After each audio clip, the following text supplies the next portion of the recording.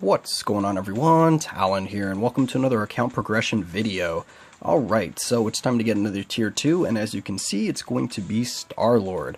So, right now, I don't have any uniforms for Star-Lord, and I did choose Star-Lord, because as you can see here, there's something missing, because it looks like he is going to be getting a new uniform for Infinity War. So, I'm going to be using my tier 2 selector on him, and that's why I'm doing this in advance before we know what his uniform is or what the bonuses are going to be or anything like that. So I'm just kind of tier 2ing him in preparation, and the reason I'm doing it now is because the tier 2 selector is about to expire that I have, so I had to choose somebody, and by the looks of it, we're getting probably 5 new uniforms, it looks like, for the part 2 of the update. So I had to choose between Star-Lord, Rocket Raccoon, or Hulkbuster, and ultimately I decided to go Star-Lord here because I have not purchased any of his uniforms yet. I do already have a uniform for Rocket Raccoon, so if his new uniform is not as good as I would like, then of course I could skip that one. And Hulkbuster, well, I'm just waiting to see if his uniform be any good, because I can always tier 2 him later on. So Star-Lord's going to be the focus today, so let's go ahead and get him to tier 2.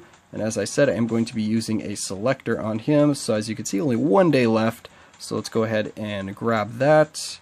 Now let's find Star-Lord. So we're going to go over to Blast and Star-Lord. Alright, tier 2. Boom, there we go. Alright, so Star-Lord is now at tier 2. So now, normally is the part where I will cut to some gameplay or something like that. But actually, we're going to be waiting a couple of days for me, instantaneously for you, to see if his uniform is any good, because if I do buy the uniform, of course that's what I'm going to review him as, but I always like to have the actual tier 2ing of the character in my videos, so that's why I'm still including this part here. So let's go ahead and skip ahead to when we've either bought his uniform or we know if his uniform is good. So I'll see you in a couple seconds.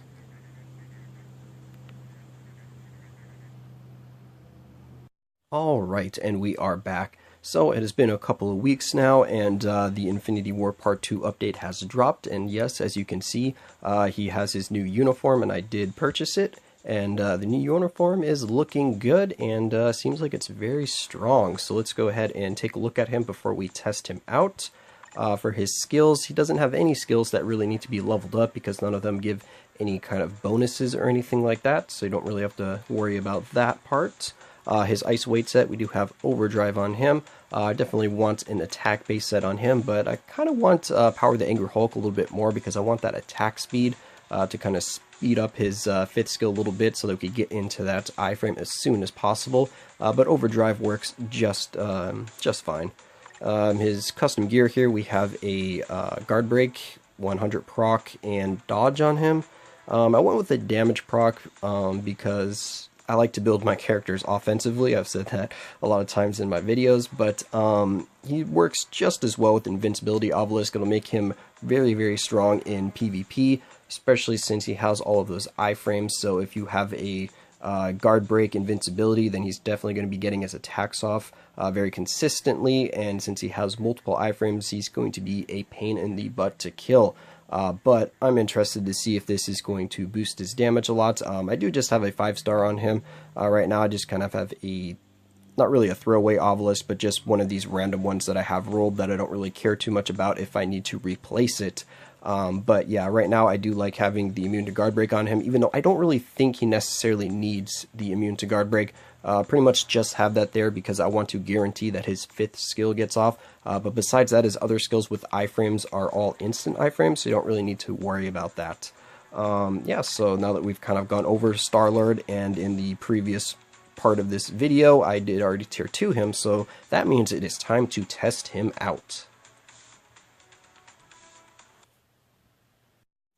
Alright, so here we are at Corvus Glaive's World Boss Ultimate. We're going to be doing Stage 9 because I still have not unlocked Stage 10. I am doing the challenges right now, which is why we have Hyperion in the party, because he is the character that we need to clear Stage 9 with to unlock Stage 10. But anyway, we have Star-Lord's leadership for the 50% increase to energy attack. And then we have Mantis there for the team-up bonus, which is some energy attack and max HP. And then, of course, we have Mantis's Tier 2 to also help us out a little bit. And then for the Strikers, we're going with all damage except for one dodge ignore, and we have 1 recovery, but basically Anti-Venom is just there to use his 4th skill and drop healing globs for us to pick up.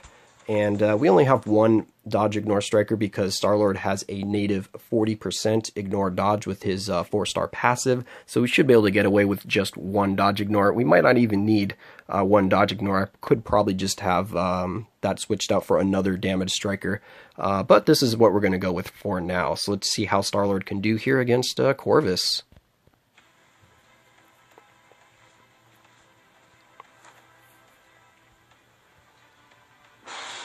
Alright, Corvus is strutting onto the scene here, so let's see what he's got.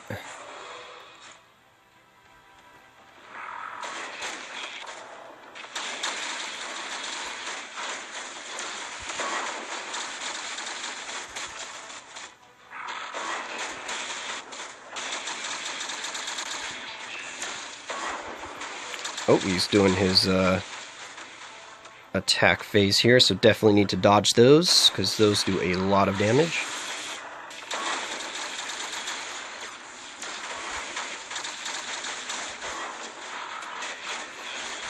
Oh, we got bled there.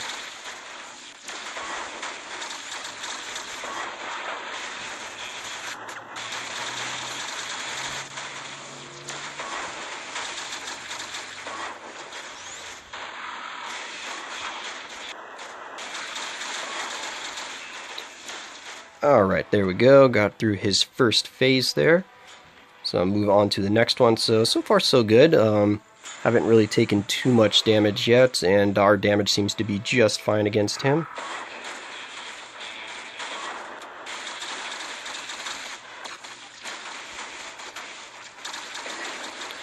The 3rd skill has really good movement too, so I like using that to kind of move out of the way of some of his attacks, because it actually works very well. Oh, alright, he's going into his cutscene phase here. Alright, so he has 1 more attack we need to avoid. His pinwheel. Alright, there we go. Now we're good to attack him.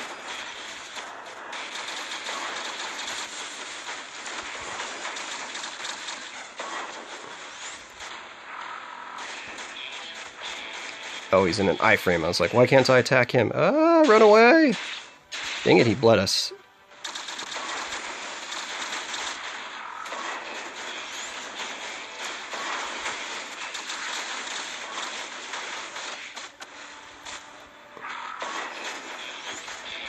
Okay, we're losing a little bit of health here. It's a little worrisome. Uh-oh, get out of the way. Oh, switch. Too many purple icons on the ground there. It made me a little uneasy, so we definitely wanted to switch. Alright, let's try to clear out these summons first, and then we'll get back to Star-Lord.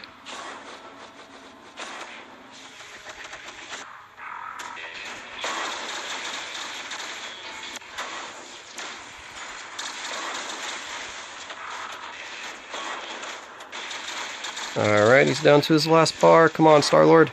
You can do it. I know your health is low. Where is he? Why can't I attack him? There he is. Move out of the way. Oh, he got him. Alright, cool.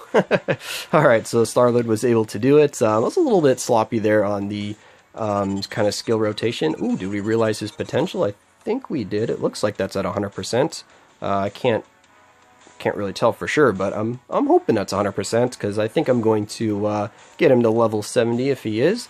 But anyway, Star-Lord with his new uniform is quite impressive. I really like how he plays with this uniform. He has a lot of iframes that you can chain together quite easily, so as you can see, you can keep yourself protected for most of the fight if you are on manual. Pretty much most of the damage that I suffered with was either from bleed or stepping into like the poison on the ground, or getting hit by some of the purple attacks.